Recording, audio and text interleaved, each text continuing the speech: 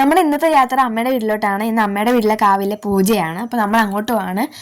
ഞാനും അമ്മയും ഇച്ചു അച്ഛനും ഒക്കെ കൂടിയാണ് പോയത്. പിന്നെ അമ്മയുടെ അപ്പച്ചിയും പിന്നെ അമ്മയുടെ അച്ഛാമ്മയും വിളിക്കണമായിരുന്നു. അങ്ങനെ നമ്മൾ അവിടെ എത്തി. പിന്നെ അച്ചമ്മയ്ക്ക് നടക്കാൻ ഇച്ചിരി ബുദ്ധിമുട്ടുണ്ട്, കാരണം ഒരു 102 വയസ്സ് കഴിഞ്ഞിട്ടുണ്ട് പുള്ളിക്കാരിക്ക്. പക്ഷെ ഇപ്പോഴും ചർമ്മം കണ്ട പ്രായം പറയാത്ത യങ് ഗേളാണ്. ഇനി നമ്മൾ പോകുന്നത് പാവമ്പയിലേക്കാണ്. അവിടെയാണ് അമ്മയുടെ നാട്. അങ്ങനെ നമ്മൾ സ്ഥലത്തെത്തി. അവിടെ നിന്ന് കാവിൽ വാർഷിക പൂജയായിരുന്നു. അപ്പോൾ നമ്മൾ അതിനായിട്ട് വന്നതാണ്. അങ്ങനെ നമ്മൾ സ്ഥലത്തെത്തി. അപ്പോൾ അവിടെ എല്ലാവരും വന്നിട്ടൊക്കെ ഉണ്ടായിരുന്നു. നമ്മൾ ചെന്നപ്പോൾ പൂജയൊക്കെ കഴിയാറായിട്ടുണ്ടായിരുന്നു. പിന്നെ നമ്മൾ കയറി പ്രാർത്ഥിച്ച് പിന്നെ അച്ചാമ്മയും അപ്പൂപ്പനും ഒക്കെ ആയിട്ട് കുറച്ച് നേരം ഇരുന്ന് വർത്താനൊക്കെ പറഞ്ഞ് പിന്നെ നമ്മൾ നേരെ കടന്നത് സദ്യയിലേക്കാണ്. ഞാനും ചേട്ടനും കൂടെ ഒരുമിച്ച് ആ സദ്യയൊക്കെയായിരുന്നു. സാമ്പാർ, അവിയൽ, തോരൻ, പരിപ്പ്, പപ്പടം, അങ്ങനെ എല്ലാവിധ കറികളും ഉണ്ടായിരുന്നു. സേമിയ അടക്കം ഉണ്ടായിരുന്നു. പിന്നെ നമ്മൾ അവിടുന്ന് നേരെ പോയത് അമ്മ എപ്പോഴും പറയാറുള്ള അവർ അവിടുത്തെ അണ കാണാനാണ്. അമ്മ എപ്പോഴും പറയാറുണ്ട് അണ മഴ പെയ്യുമ്പോഴും അല്ലാത്തപ്പോഴും പോകാനും കാണാനും നല്ല രസമാണ്. കുറേ നാളായിട്ട് ആഗ്രഹമായിരുന്നു അവിടെ പോകണമെന്നുള്ളത്. പക്ഷെ ഇപ്പോഴാണ് അവിടെ പോകാൻ പറ്റിയത്. അങ്ങനെ മാമൻ എന്നെ അവിടെ കൊണ്ടുപോയി.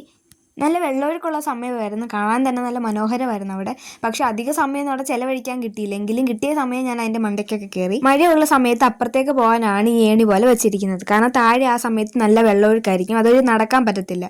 അപ്പം അങ്ങനെ ഇരിക്കുമ്പോൾ അക്കരെ കടക്കാനായിട്ടാണ് ഈ ഏണി. നമ്മളപ്പോൾ മഴയില്ലെങ്കിലും ഏണിയുടെ മണ്ടയ്ക്കൂടെ കയറിയിട്ടാണ് ഈ കാഴ്ചയെ കാണുന്നത്. അങ്ങനെ നോക്കുമ്പോൾ അടിപൊളി ഒരു വ്യൂ ആയിരുന്നു. പിന്നെ അതിൻ്റെ അപ്പുറത്ത് അമ്പലവും കാവും ഒക്കെ ഉണ്ടെന്ന് നമ്മൾ പറയുന്നുണ്ടായിരുന്നു. പക്ഷേ അങ്ങോട്ടൊന്നും പോകാനുള്ള സമയം കിട്ടിയില്ല. പിന്നെ ഒരു ദിവസം പോയി കാണണം എന്നുള്ള ആഗ്രഹത്തിലാണ് വന്നത്. ഇതിൻ്റെ മണ്ടയ്ക്ക് കയറാൻ എനിക്ക് ഇത്ര പേടിയില്ലായിരുന്നു. പക്ഷേ ഇറങ്ങുന്ന കാര്യം ഓർത്ത് എനിക്ക് നല്ല പേടിയായിരുന്നു. കാരണം മുകളിൽ നിന്ന് താഴേക്കുള്ള ആ വ്യൂ ശരിക്കും പേടി വരുന്നതായിരുന്നു.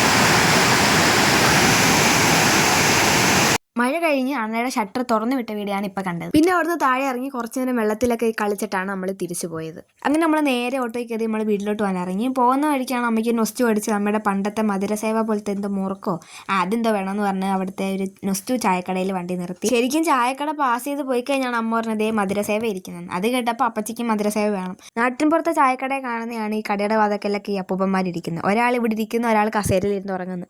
അവരവിടെ നിന്ന് ഉറങ്ങട്ടെ, നമ്മൾ മധുരസേവയും മേടിച്ച് നേരെ വീട്ടിൽ. ഇന്നത്തേക്ക് ഇത്രേ ഉള്ളൂ. ബൈ.